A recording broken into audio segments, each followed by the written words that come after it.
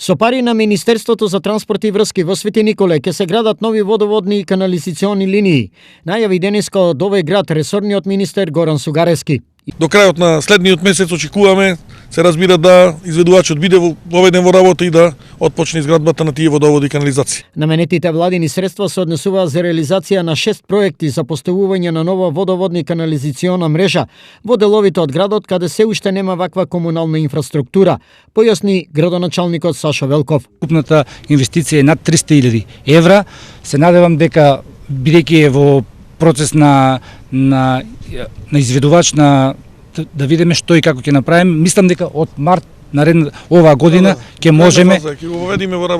можеме значи на сите оние жители кои што немаат водовод и канализација да им овозможиме исто така убави услови. Реализацијата на спомнатите проекти ќе се усогласи со донесувањето на генералниот урбанистички план на градот.